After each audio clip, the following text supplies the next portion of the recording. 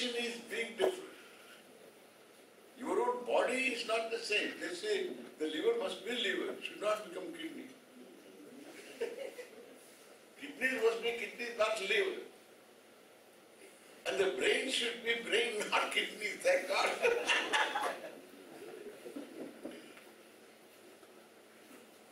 Creation is different. Difference is the truth. To deal with truth. The non-difference is to be discovered truth. Non-difference means it's not the differences are made into non-different.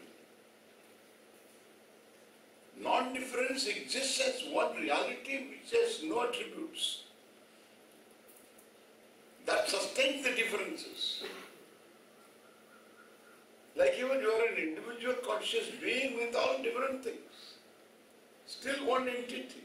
Even genetically it is one entity. Your cells identify the identity. Any invader cell, it will say you are an alien.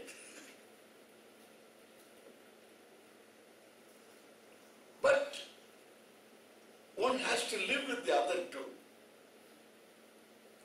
That's the beauty. Let the other be other. Let me be myself. And we have space for both of us to live happily. So this is the sum and substance of being different.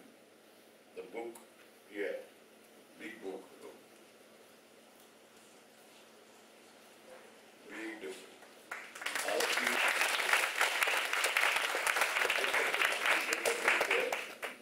So this is being different.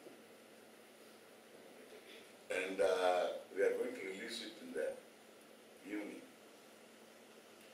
Now this is just our in-house release. And we can Being different. The subtitle is An Indian Challenge to Western Universalism. Of course, first person says what's wrong with universalism? Truth is one. But then I say, well, whose account of truth? Your account of truth or my account of truth? Truth is one, but there may be many perspectives on truth, and we should be able to discuss them and debate them. So the Western idea of universalism is kind of an oxymoron, a contradiction, because if it's universalism, then why is it Western universalism? Well, it's like saying Chinese universalism or something like that. So there is a Western view, it has to be respected. There is a lot of good things in it. But it can't be imposed as the only absolute exclusive view, which is what they're calling Western universalism, is that this is the exclusive view. It's a product of Western history. Partly the biblical gaze, the biblical theory of universalism. Then it was merged with Greek philosophy by early, St. Augustine brought in Greek philosophy to create what is called theology, because the Bible did not have philosophy in it. It just had commandments and stories, but no philosophy. So Greek was brought in. And Greek was actually a non-Christian pagan kind of faith. So they removed the religion, brought in the philosophy, merged it, and that's how theology starts with St. Augustine. And then more recently, after the Renaissance and all these periods in the last few hundred years, people like Hegel start the whole Western Enlightenment movement, which results in what we today call secularism, and later it results in Marxism. So this whole secular, anti-religious movement has a separate origin. All these are sort of competing universalisms, even within the West. Even within the West, there is competing ideas of universalisms. So even there is no one Western universalism per se. Now, these have achieved global status because of colonial power. They were able to create the discourse and spread it and teach our children, from the last 100, 200 years, raise the colonial people in their way of thinking. Be it in English or be it in any other language, the media, the education system, the policy makers were raised in this world view. And so this this is now considered by default the universalism that we are not even conscious of. For example, we follow the Western calendar in celebrating our anniversaries and so on, unconscious that another system of time, another astronomically based system of time has been replaced. We are not even conscious of it. So a lot of Western universalism has colonized others, and in order to regain our true self, our civilization, we need a project. This is what the book is trying to do, start such a project. Now, the West has gazed and studied all others for the last 200-300 years, sending a lot of scholars, missionaries, anthropologists to India to study. And the purpose is to map everything about our thought and our people and our philosophy onto their framework.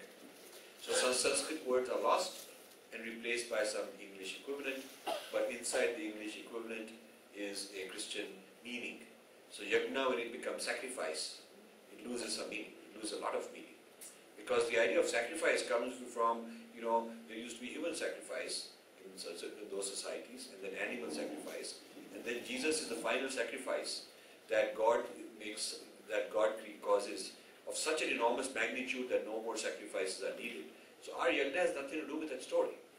So one of the chapters in this book is called Sanskrit Non-Translatables, in which I am taking common translations and criticizing them, like Shakti as energy.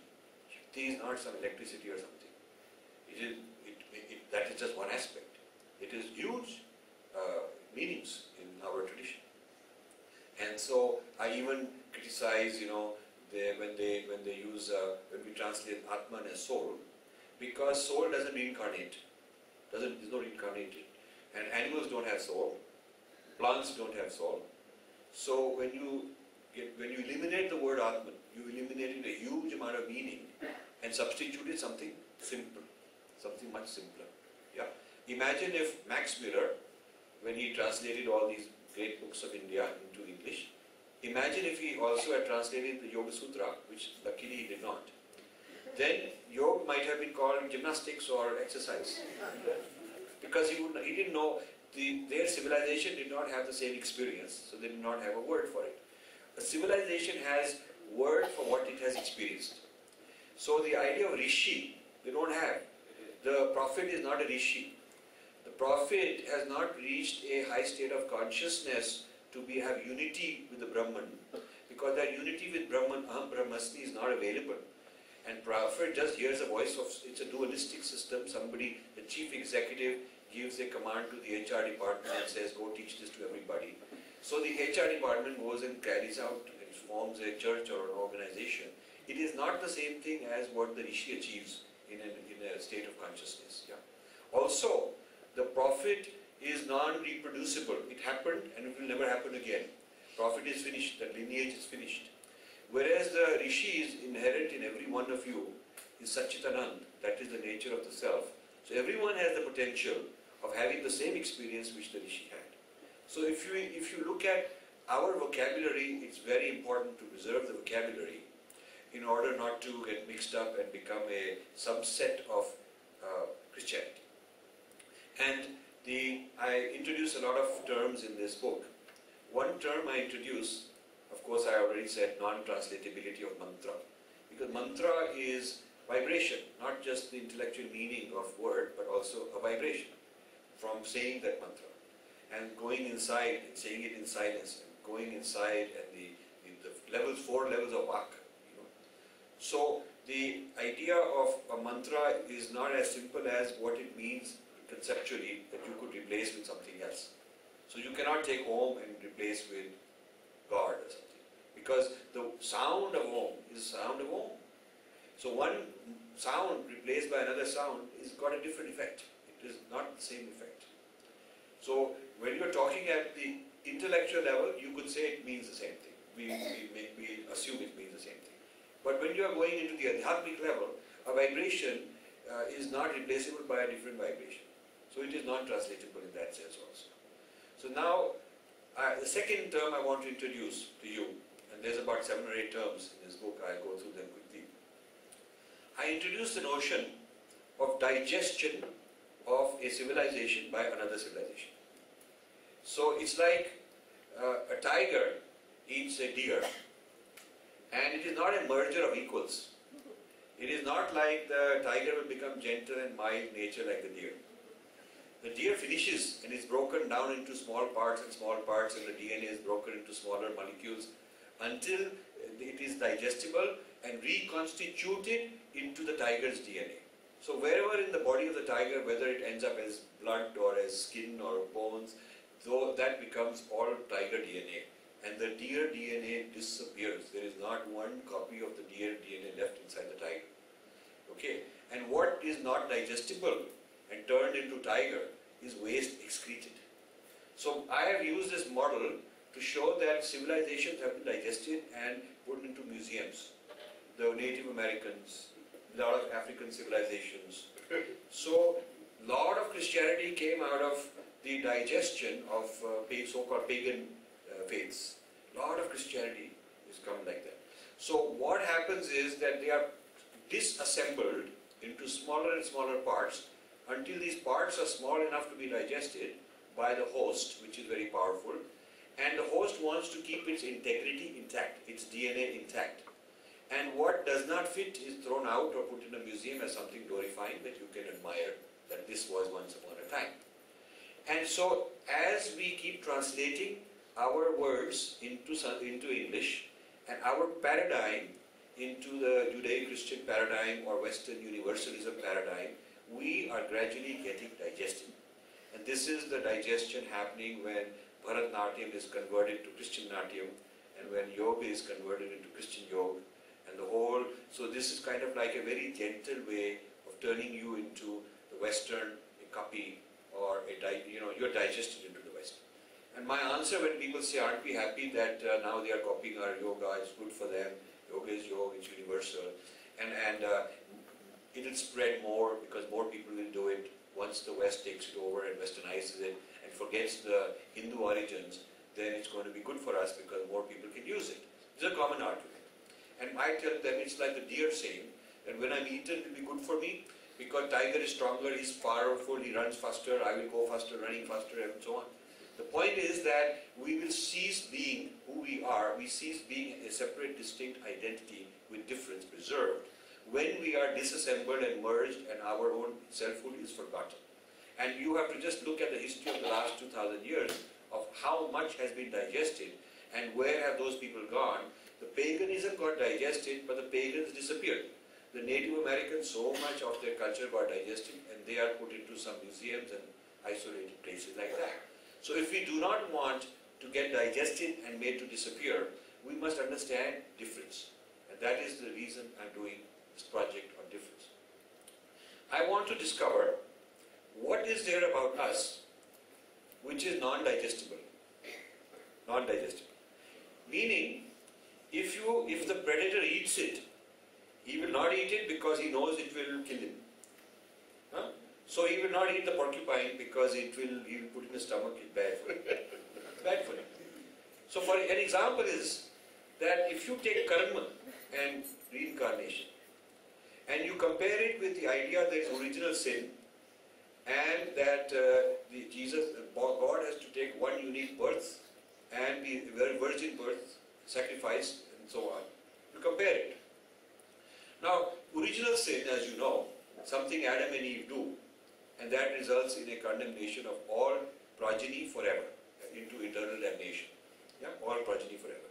Now that means that Jesus has to not be progeny of Adam and Eve, otherwise he will also be born sinner. And hence the virgin birth is necessary. If you ask people, why is virgin birth such a big deal? Why is such a big deal? It's such a big deal because only through virgin birth he is not the progeny, because sex born would make him progeny of Adam and Eve, and hence he would be born a sinner. But virgin birth exempts him from being a sinner. So all this is a very important part of their story. And then he does a sacrifice. He suffers phala, what we would call phala, for the karma of all the people who are not even born. All they have to do is check a box saying, I believe, and their karma is absorbed. So, and then all the people who were born before Jesus, do not have that option available because the nature of original sin is so infinite, so huge, that everybody who is eternally damned with no way out. And since there is no reincarnation, one life, and in one life, since they could not solve the problem and out of this original sin, they have to go to hell. So, according to Christian theology, all the human beings who were born prior to Jesus could not get saved from original sin, and only those born after Jesus have that option, and the only option is if they believe in Jesus, otherwise there is no option. So when you put karma in front of the Christian theologian who says everything is same, we are all one, I always put these, I have 5 or 6 techniques which I explain in the book. One of them is, I ask him that, what happens to the Nicene Creed? Nicene Creed is Christianity's definition of what Christianity is. People will say there's all kinds of Christianities, different interpretations. You must know the term Nicene Creed. In the town of Nicaea, which is now in Turkey, I visited a couple of years ago, was held, Emperor Constantine sequestered all the people to create the New Testament. New Testament was not created by Jesus, but in the 4th century after Jesus, by a team assembled by the emperor to create one standard thing. Now, from our point of view, what they have done is to collapse the Shruti and Smriti into one book. They do not have a separate Shruti and Smriti. This means that they are frozen. They cannot deviate from that. Imagine if we had Shruti, Smriti collapsed and frozen, said this is the permanent book. Progress would be difficult. No wonder they have to fight with science. Every time science comes up with something new, they have to behead somebody or have a big fight with science. Because science, the scientific progress, new human discovery is not possible when you have frozen a book and said this is all the knowledge, permanent knowledge, and so on. So this Nicene Creed was created as the definition of what Christianity is, and every Christian has to recite the Nicene Creed. If you go to website or Methodist, Protestant, any Protestant church, Catholic church, Presbyterian, Baptist, and you type Nicene Creed, they will list you 4 or 5 points, and this is mandatory. So there is a core definition of Christianity called Nicene Creed, and I've argued in this book that Nicene Creed cannot accept karma theory and reincarnation. It would get de-invalidated, and vice versa. So here is an example of a non-digestible. A non-digestible. So when I am interviewing people who say, well, let's not talk difference, let's talk same. So I say to him, okay, so does that mean I be same as you, or does it mean that you be same as me? Yeah. So we have to discuss. So does it mean I give up karma and reincarnation and accept Nicene Creed, in which case I might as well be Christian because I have become Christian? Or are you willing to accept karma and reincarnation? And the person says, no, that will violate my Nicene Creed. So how can we be same? Because if I hang on to my idea, my principles, my dharma, then I'm not going to compromise this. And so, idea of being same, we have to negotiate same on whose terms?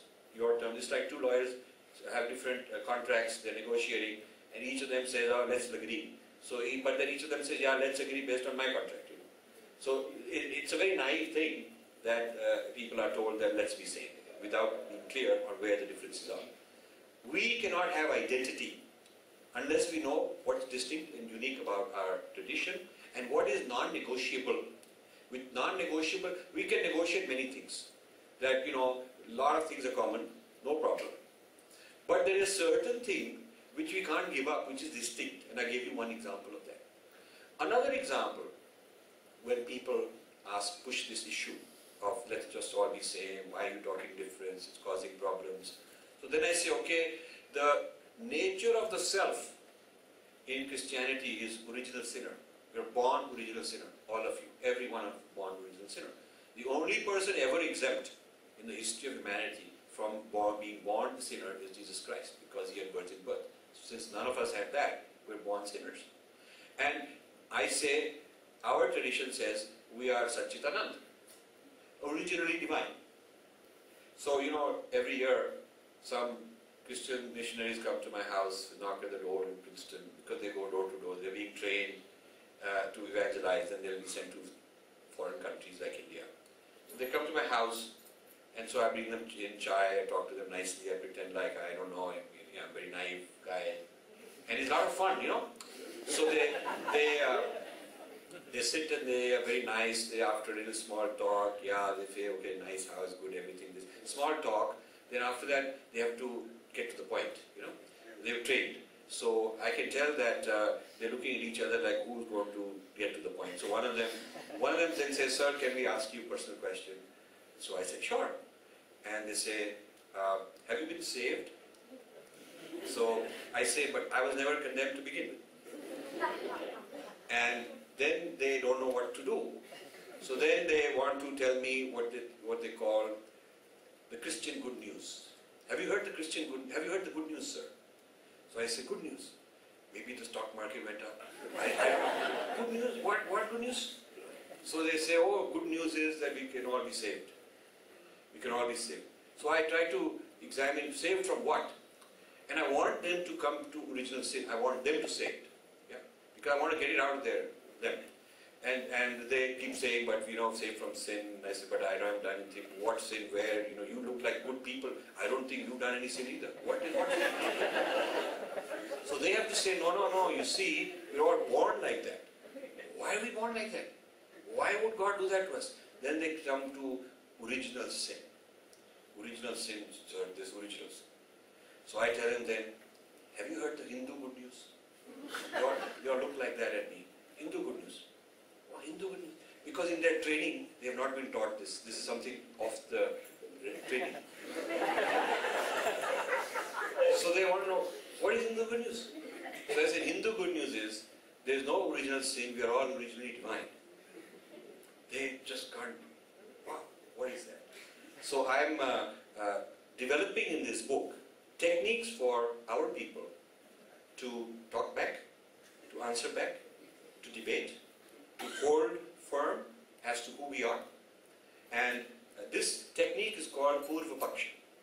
Sometimes Hindus tell me, why are you doing this? This is not Hindu approach. We accept everything. They all know Purva Paksha. Yeah. Yeah. You see, when I tell, any time I had, Swamiji is one of the very few who understand what I'm doing. Really. And I'm very so indebted.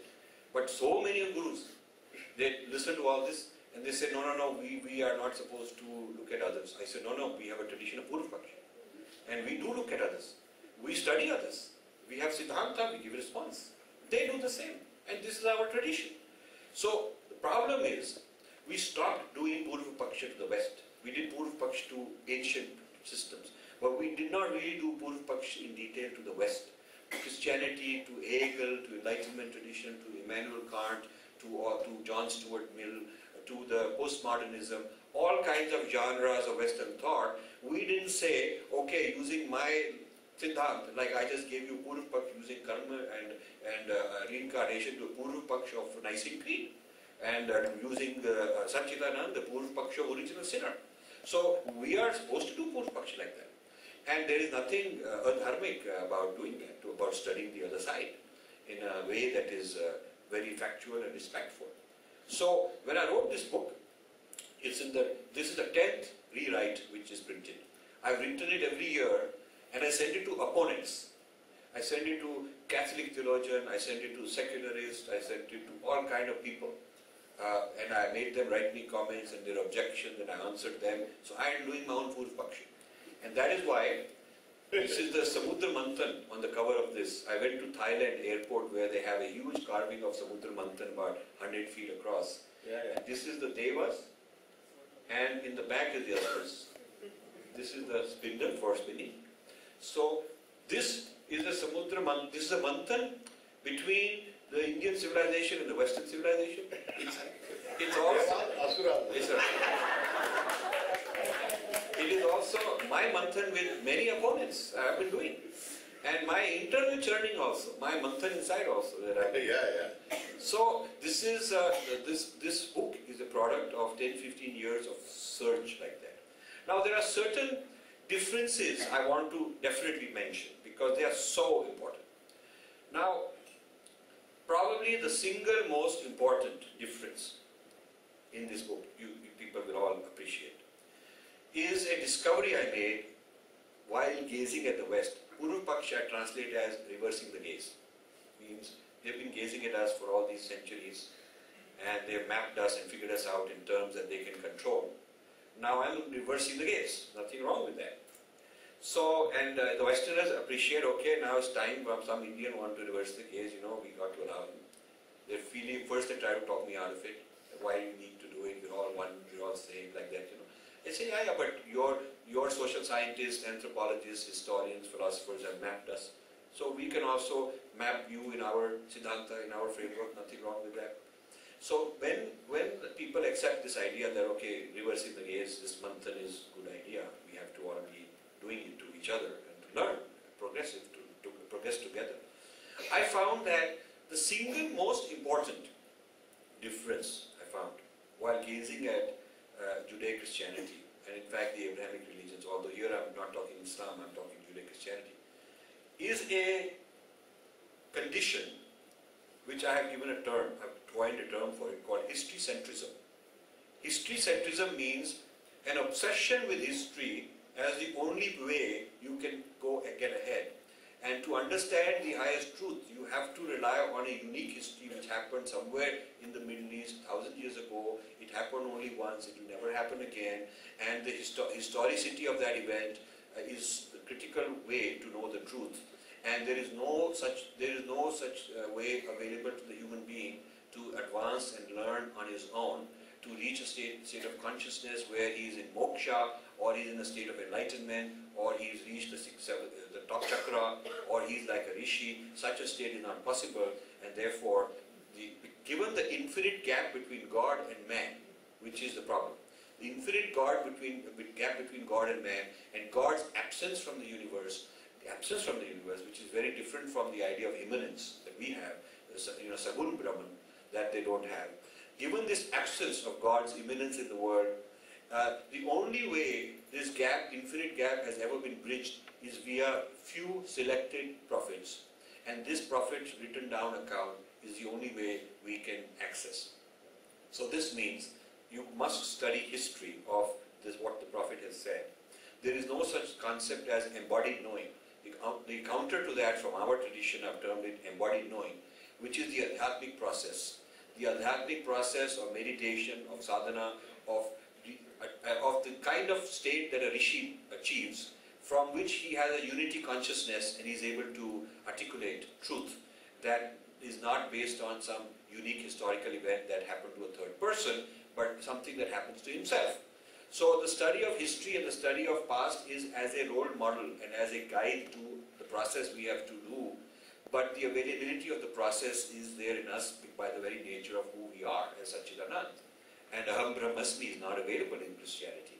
So since it's not available in Christianity, they are prisoners of history. And I call that condition his bondage to history. And I've termed it history-centrism. I discovered it in many conferences where I would talk about whether historicity of Jesus is necessary, or whether you can be a Christian without the absolute literal interpretation of the historicity of any one of them. And I would constantly run into this roadblock that historicity is necessary. Some people can say it's not necessary, but when you go deeper into their psyche, they're not willing to give that up. I mean, they're willing to learn many things, but without giving up the history-centrism surrounding the biblical tradition. And similarly, in Islam, the history-centrism is very central. Now, you might know that Islam respects Jesus. But did you know that the status of Jesus in Islam is different than the status of Jesus in Christianity? And this has to do with both of them being history-centric. In Christianity, as I explained earlier, Jesus must have virgin birth and must be Son of God. He is not just a prophet. Because to redeem original sin, it is not enough for a prophet to come and redeem original sin. God has to be incarnated and be sacrifice himself in order to redeem the magnitude of original sin, which is so infinite and so eternal. Only God can do it. So that interpretation of Jesus is necessary for them. However, if that interpretation were accepted by Islam, then Prophet Muhammad cannot supersede that.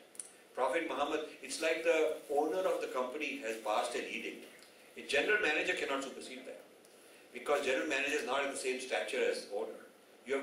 So Islam downgrades Jesus to being a prophet. They respect Jesus but as a prophet, not Son of God. You ask in an interfaith dialogue that you are all agreeing, everything is same, whatnot. But can you, the Imam, the Islamic scholar, accept Jesus as Son of God, not prophet? And the guy will try to dodge the question, he will try to say it's lunch break, maybe, we don't need to do all that. But if you persist, he will ultimately, in 100% of the cases, say, we cannot accept him as Son of God. But we respect his words, he's a great man, all that they'll say. Then you look at the Christian and say, can you accept that Jesus is a great man, wise man, but he's not Son of God? No way. So that incompatibility between the history-centrism of Christianity and the history-centrism of Islam illustrates the kind of violence, the kind of irreconcilable stuff that has happened throughout history. Another example is that the Christian Zionists believe that Jesus will come back and there will be great thing happening and that will be the book of Revelation and the end of time and all that will happen. But for that to happen, human beings have to create certain conditions. It is human beings have to do some purusharth and then Jesus can come back. And one of the most important things they have to create is restore the temple of David. Restore the kingdom of Israel. Now, temple of David has to be restored. But what is the temple of David? It's now a mosque. And that mosque is where Muhammad went to heaven. So restoring that back to a Jewish temple, you can tell what kind of a fight it will take. So it is history-centrism of one and history-centrism of the other in loggerheads, not resolvable. So I am often invited to be the moderator of Abrahamic religions interfaith dialogue with each other. I was invited in Princeton recently.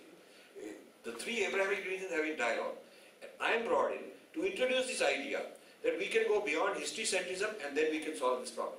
You have to give up some history-centrism.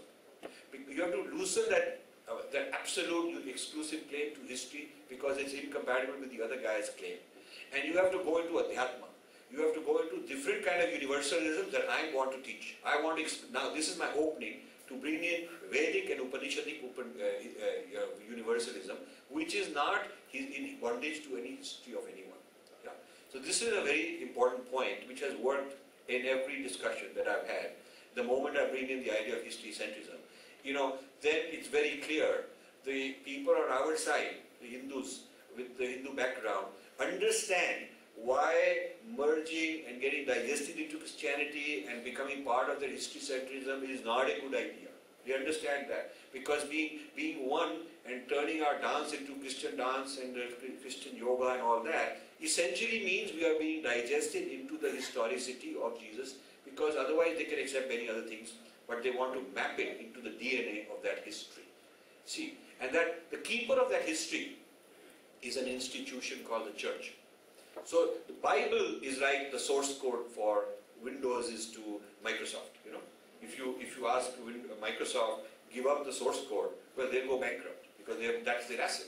So this historicity is the asset which gives the power to the church, and that historicity is so unique that they have to impose it everywhere they go, and they can keep digesting good ideas. They find good things in Hinduism, they keep digesting them, and we naively keep offering it to them, thinking that actually I'm a deer, he'll eat a bit of me, but he'll become mild like a deer like me. Maybe they do this yoga, become like me. The point is that the person who has not given up history-centrism and who digests the yoga, he'll just, as long as he keeps the history-centrism, that tiger's DNA remains the tiger's DNA. Part of the process of really accepting the Dharma traditions is to sacrifice the history-centrism. Because when you sacrifice the history-centrism, you become an open architecture, what you call open source in the IT world. So this is one of the main ideas, and another main idea is the concept of integral unity versus synthetic unity. And for you people, integral unity is Brahman. That is what I'm calling integral unity, where the unity is inherent. It's not something you have to create. You don't have to put pieces together like this part with that part, or different parts of a car that have been made separately and try to assemble them and make it unified. The unity is there, it is the nature of reality, it is eternal, and nothing can happen to it, unity, but it manifests as many parts, and it manifests as Nam Roop, and it manifests in many forms, but that unity cannot be taken away. The Judeo-Christian unity is a synthetic unity because God is separate from the world, separate from the souls. One soul is separate from another soul. There is no Tattvamasi kind of an equivalent, and therefore these separate parts have to be held together in an artificial unity which I call synthetic unity. And the West itself is a synthetic unity of the Hebraic tradition of Judeo-Christianity and the Hellenistic Greek tradition, which is a synthetic unity. And then you bring it with science, which is always at war, trying to make a synthetic unity there. And then they try to bring in yoga, which really doesn't work because it contradicts their idea of self.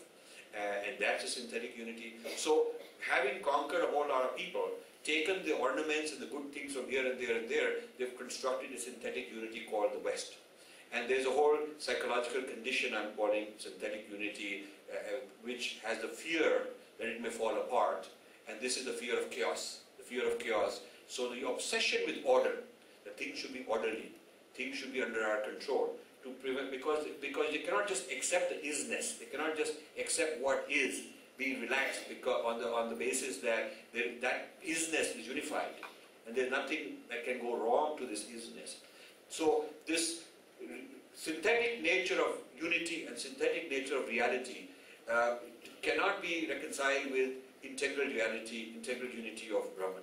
And I show that in one of the chapters. So that's what this book is about, and I invite you to read it. And thank you for listening, and I'll be happy to answer any questions. Namaskar. Great.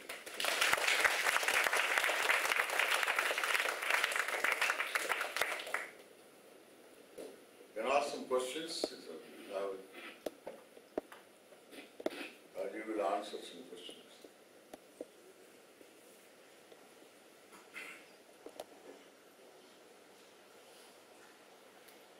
If you're not, I'll just make a comment.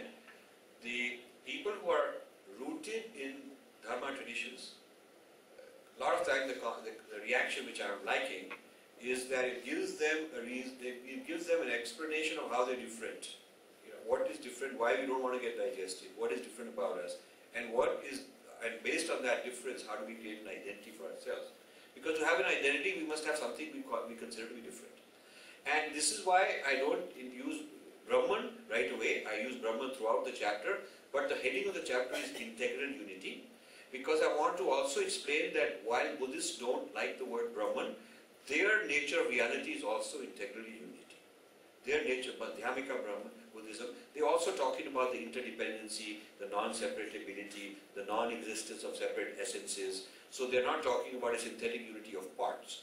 So while we have issues, for this book, I want the commonality so we can deal with the non-dharmic traditions from a common point of view.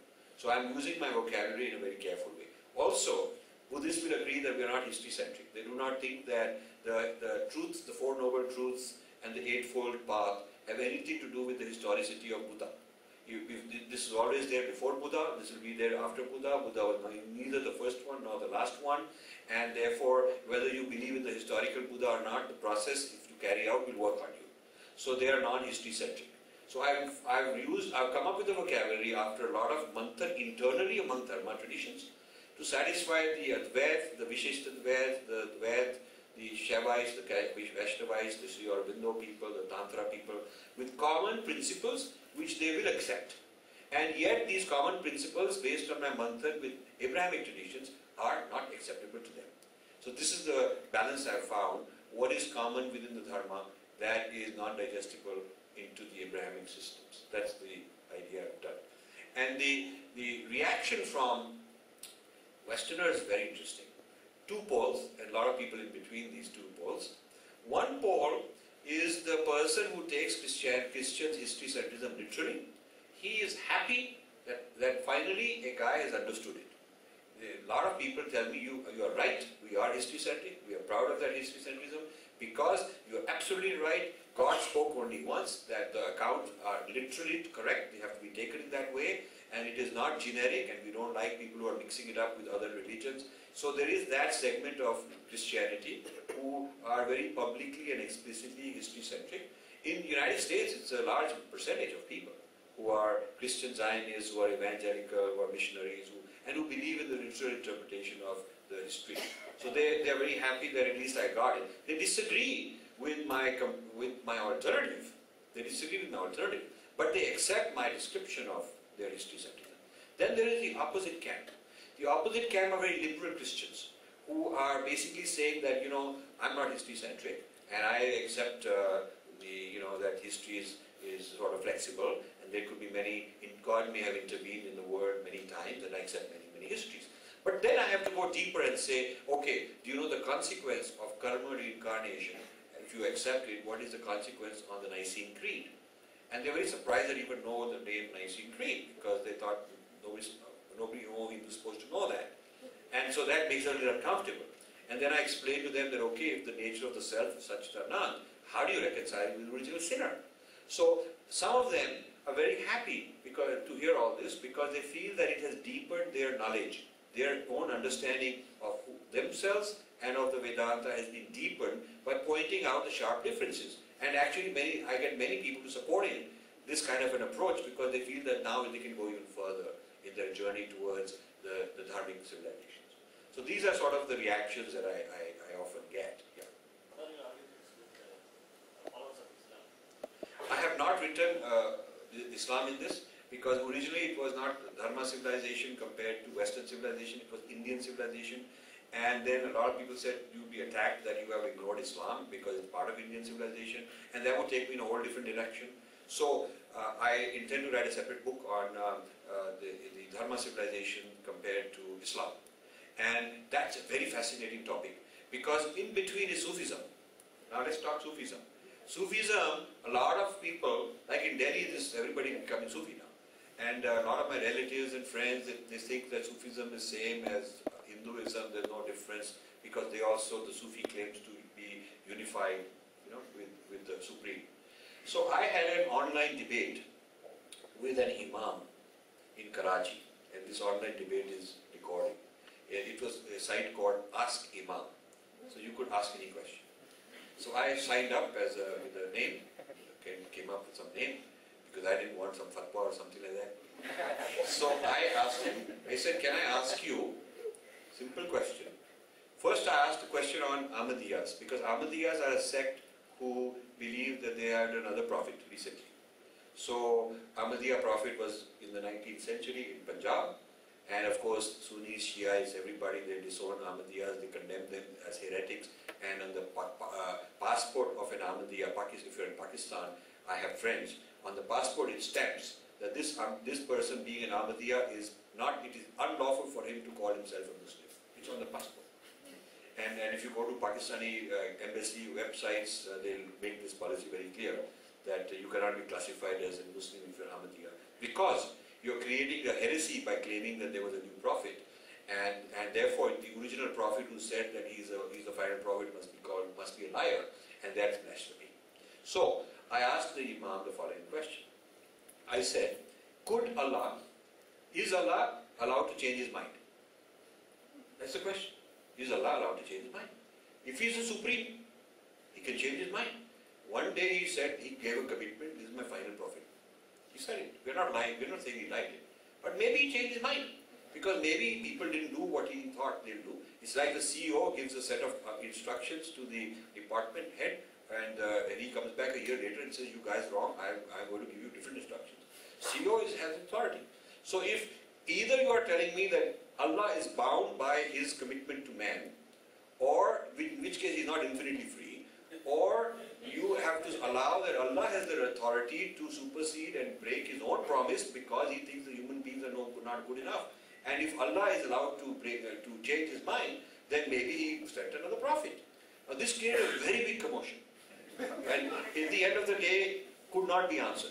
Could not be answered by these guys because they just can't accept the Ahmadiyya idea. Second issue I raised is Sufism. I said that the Sufi claims unity consciousness. Sufi claims unity consciousness. But here are the citations of Bible, of the Quran, where this unity consciousness amounts to blasphemy. Anyone who claims this unity consciousness, people have been stoned to death. I don't know if you know this. Sufis have been stoned to death for making this kind of statement that I'm one with Allah and all that stuff. And I said, but in Delhi it's fashion. Everybody going around being Sufi now. And they have this big Sufi music festival in Delhi.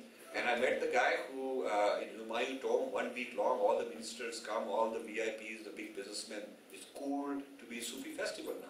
So I asked the guy who runs the whole Sufi festival, you know, he's a Nawab of something or other, he runs Sufi Foundation. So I asked him, why is it not possible to do Sufi music in the mosque?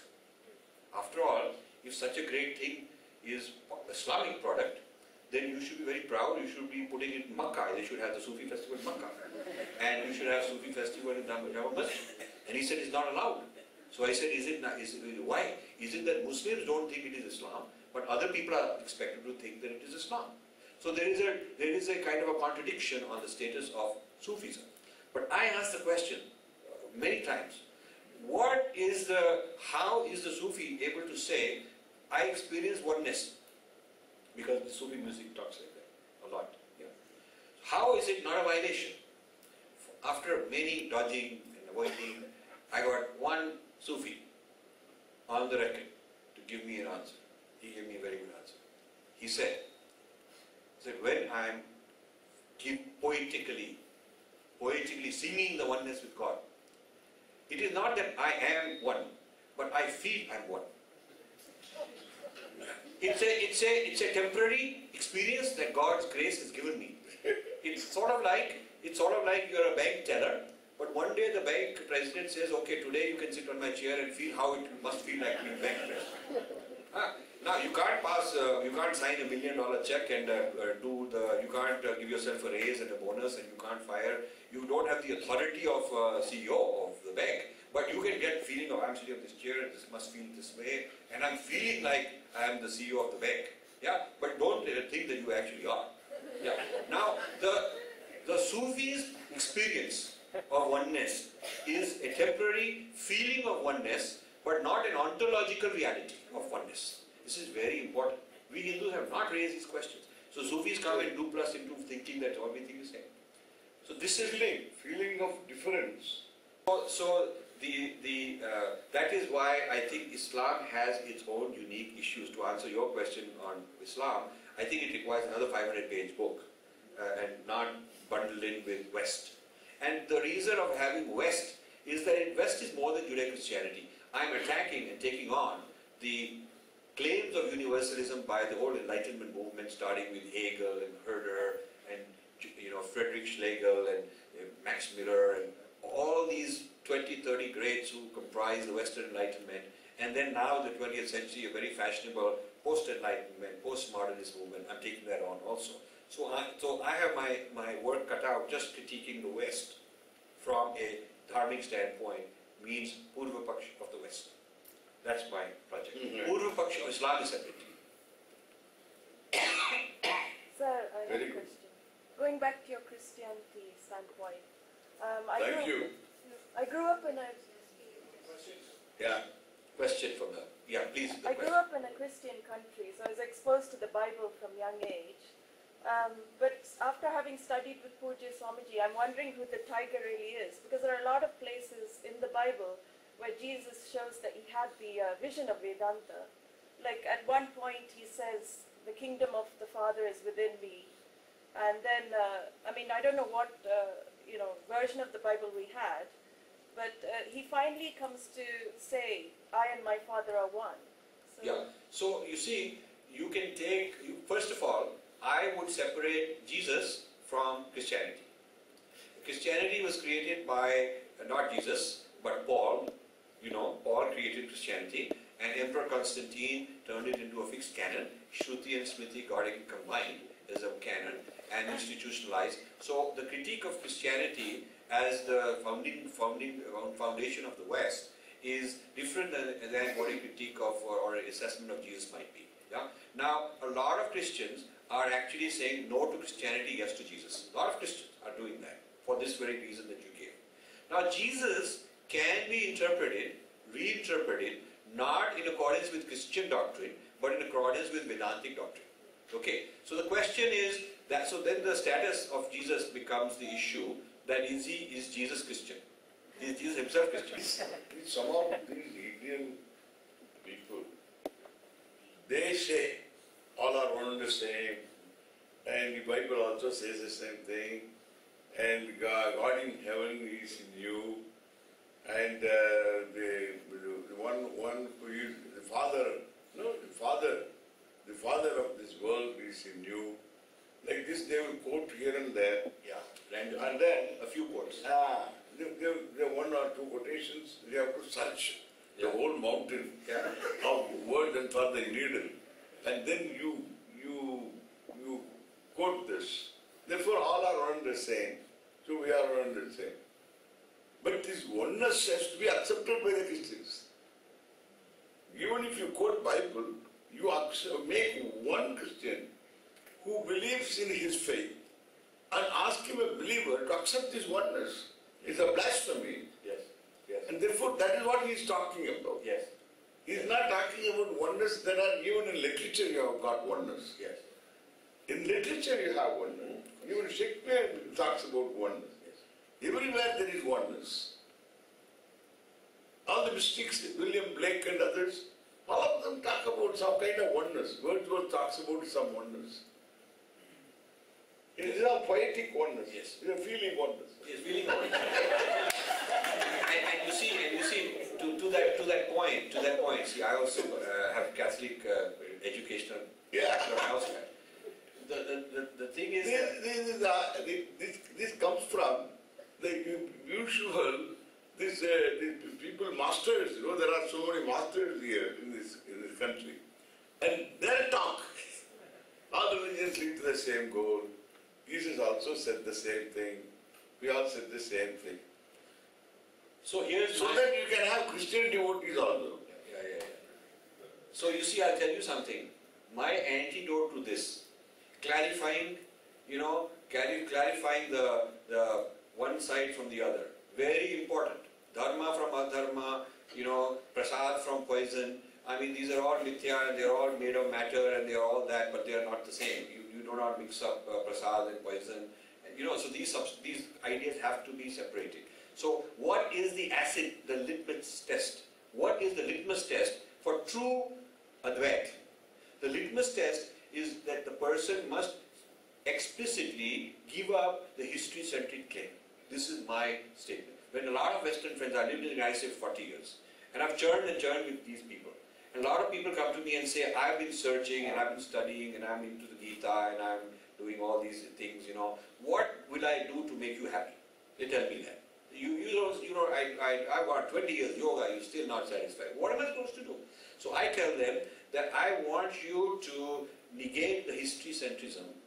Once you negate the history-centrism, then that which gives you the exclusivity claim is gone.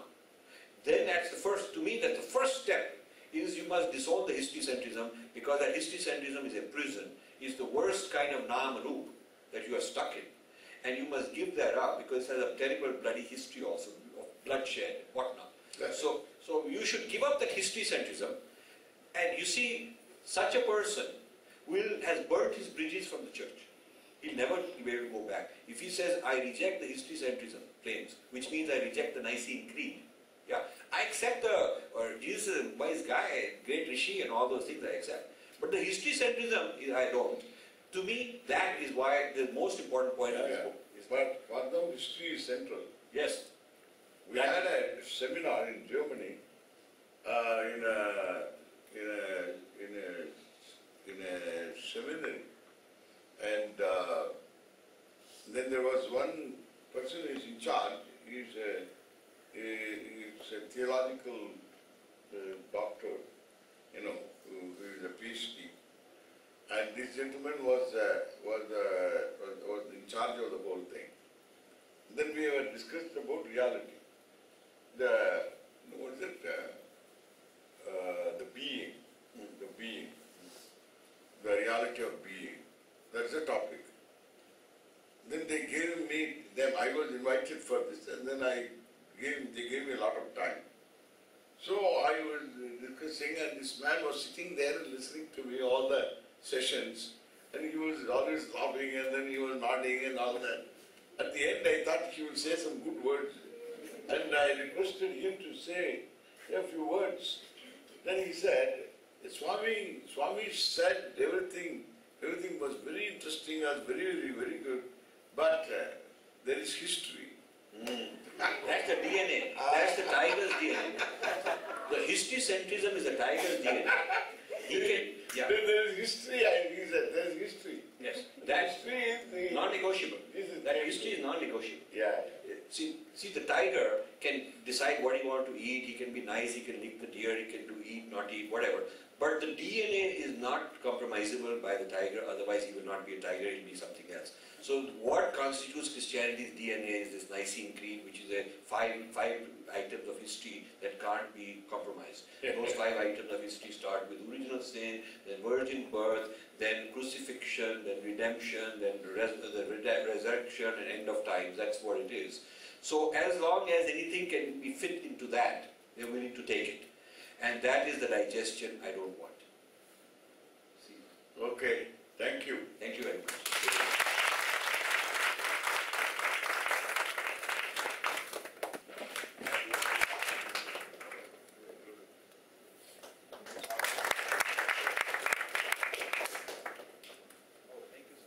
Both these books are very significant contribution from Sri Rajiv Malhotra.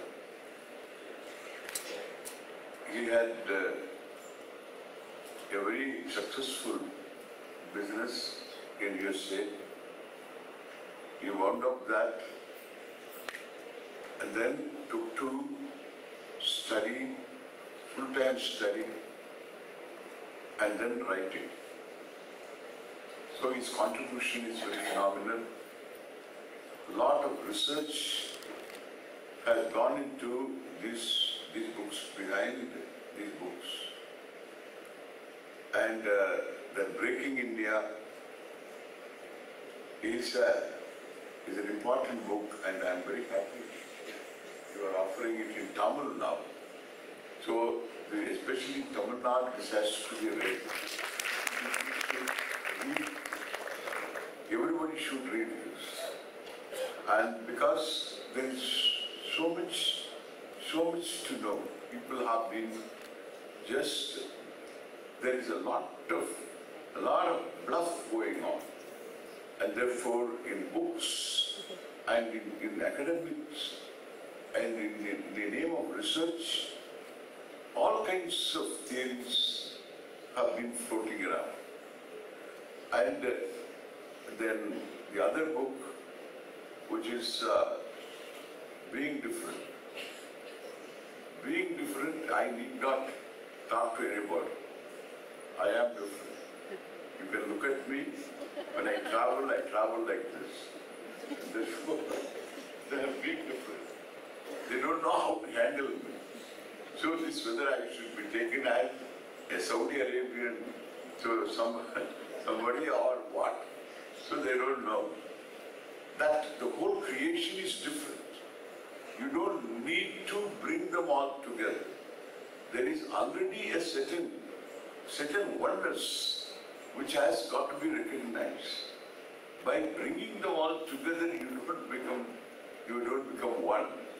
You become ugly. And therefore, what the creation is different.